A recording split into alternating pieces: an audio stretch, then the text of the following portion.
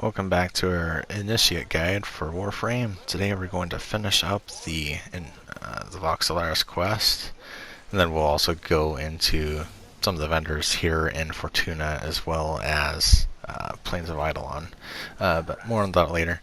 Anyway, so we're getting back into the quest here. This next mission is basically an excavator mission where you have to defend one excavator from Corpus dudes, and so you just take them out, prioritize the guys with the batteries, and you collect at least 4 of them, deposit them into the excavator here, and once the excavator finishes, the quest will tell you to head towards the coolant tower, and we'll head that way, but really I don't think it's necessary to.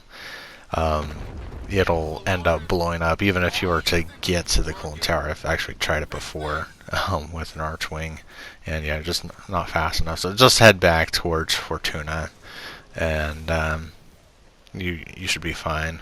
Anyway, so you just head back in here. There's more dialogue between you and Utico, and you just it's actually like a choosing point whether you want to finish the quest or go do something else. But yeah, this is the last mission in the quest, so yeah, just go ahead and finish it while you can anyway. And so yeah, you have to give this part a second sometimes, and you just detonate the bomb or whatever, and try to use whatever covers that you possibly can, really, because these enemies are kind of higher level, and as you'll kind of see, like most of the Corpus enemies in Fortuna do give like this electric proc, and it deals a lot of damage really quickly. So whatever. Eventually the whole idea is just to attack a bunch of Corpus. Oh wait, this isn't actually the final mission, but there's one more after this. My bad. So yeah, we just return, and then you go talk with Utico again, and then you go back out. Like it was a pretty fast little thing. So this is the final mission anyway. You get the K drive here, and you'll get, there's a it doesn't show in the control scheme, at least on PlayStation 4 anyway, but you've got a button for jump and for grinding, which is the crouch button. And then jumping and using the left stick, as well as L1, as well as R1, I should say. That'll give you the opportunity to perform tricks, something like that. Anyway, so yeah, once you get, you just use your K drive to get to this point, and then it turns into a defense mission once you activate the console here. So you just fend off all the Corpus that run in, and you just kind of keep an eye on all those drop ships, because they can deal a ton of damage. So yeah, this is probably definitely a good time to use that shield, because it can block the dropship damage, fortunately. Not all damage will be completely blocked, and you always have to kind of keep an eye on your surroundings, because they're gonna throw enemies in from all angles. But once it gets to about 94% there, then you can the story progresses basically, and then the mission's almost over. So once that whole ordeal is over, then you head back to Fortuna, and then we can finish the quest. And we'll just head right back into the elevator, and there you go, there you have it. Now, I wouldn't say that, well, I mean, personally, like, the quest is okay, but I think it could have been better. Anyway, the main idea, why I even covered the whole quest, is just to get that K-Drive launcher. So, I would say that you'll still want to keep coming back to Fortuna and Plains of Eidolon, because they have some items. You can get Endo here easily. There's also some resources here, like the Detonite Injector and the Feldron. Those are pretty helpful for some items to craft. Then yeah, we're gonna go through some of the vendors. Here's Ticker. He gives some items, particularly for leveling up in Fortuna, the debt bonds. And then here, Smokefinger. This is the only drill that you really need in the game. There's some in Plains of Eidolon. Don't get those. It's not worth it anymore. That's the best drill in the game. Travesite, the Axidrol Alloy. Heart Noctral. I see those pretty often in the ingredients through some of the items to build in Fortuna. Also, that Hispasm is pretty common in use. Star Amorous is there's some, not many, but it's a really rare resource, and you're going to need that blueprint. Same thing with the Marquis List and the other one that we just passed by. The last three are pretty rare. Anyway, for the business, so you're going to want to get the Tranq Rifle. This is going to be a pretty fast way to obtain affinity, or at least standing, by tranking animals, and doing it well, you'll get a lot of standing. You start, and yeah, getting the pobbers is pretty cheap. There usually is 3 pobbers per call that'll happen, so you can get some pretty good rep there, but you'll end up wanting to get the Kuberdon lure. And then yeah, he also has that fishing lure, so the lakes, the ponds, the rivers, they have fish, and they'll have some materials that you'll want to dismantle. So yeah, and then for legs here, Thursby, he has some parts for a new companion, Moas. I'll just show you a quick model here. This should be a pretty cheap one to make, and it's pretty effective.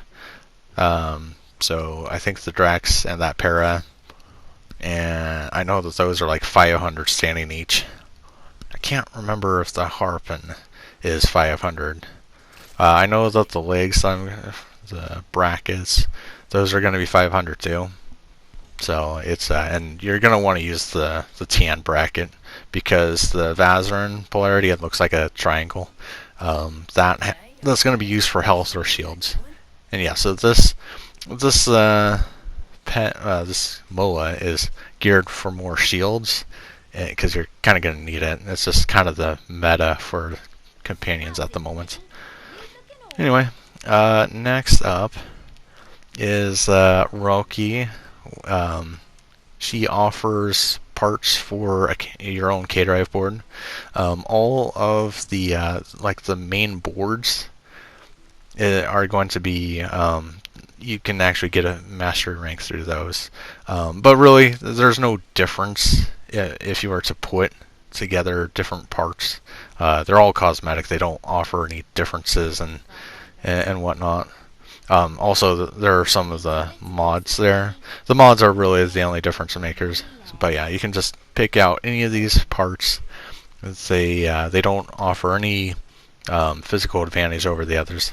It's all in the mods, so look for the ones for double jump height. Those are going to be the main difference makers there. The next Rude Zoot is probably the most important vendor here in Fortuna, I would say. She offers some weapons that can you can kill level on 100 plus enemies with it, no problem. And it doesn't require mastery rank. It just requires you to level up with the people in Fortuna. So that'll take some time, but yeah, the Catch Moon or the Tomb Finger or the laser one. Well, really, all 4 of those chambers. I mean, they offer the master rank is offered through the chambers period. But yeah, all 4 of them that are offered here in Fortuna, they're great. You'll just want to get that and like the kill stream or the slap. Yeah, those will work quite nicely. Also, the Haymaker grip. That will offer. I mean, look at that critical chance. After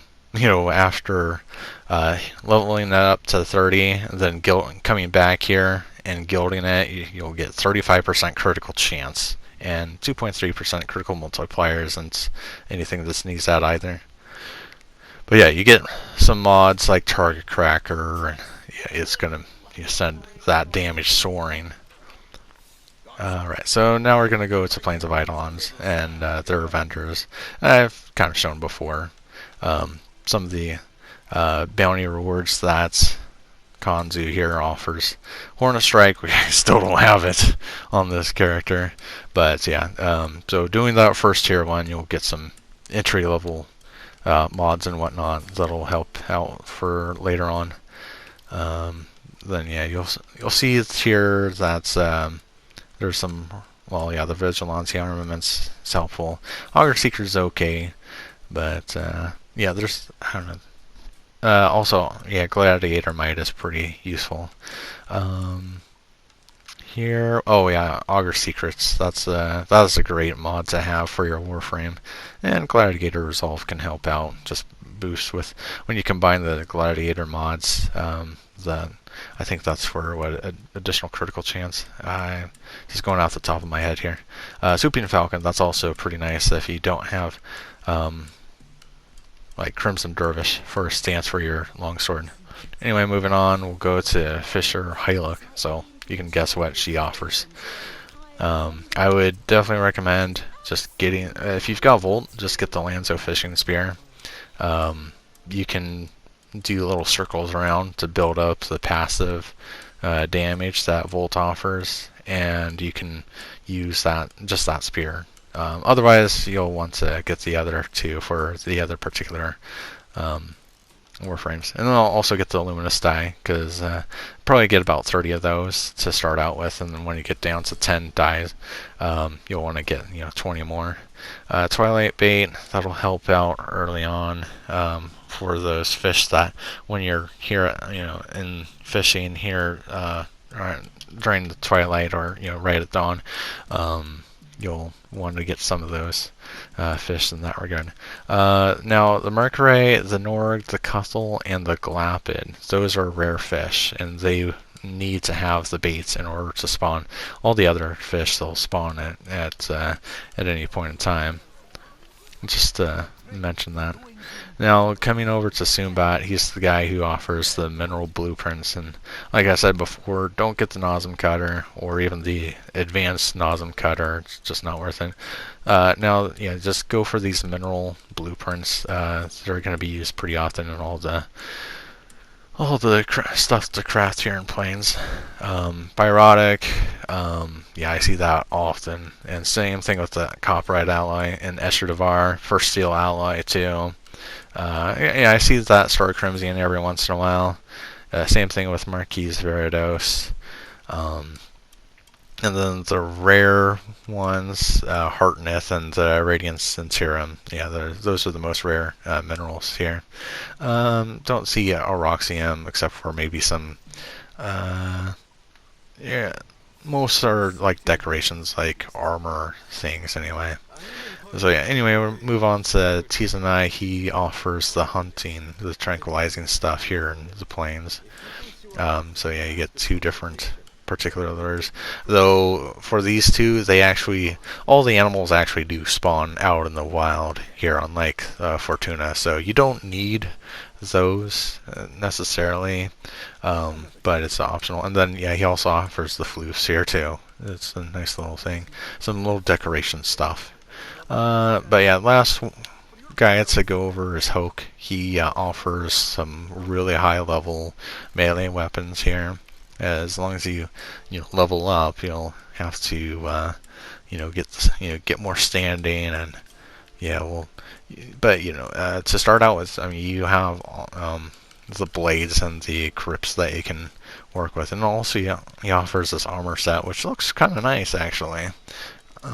But it requires a lot of standing, and you have to basically max out standing with the people in Cetus first anyway. So anyway, let's try to make an example of a really good weapon.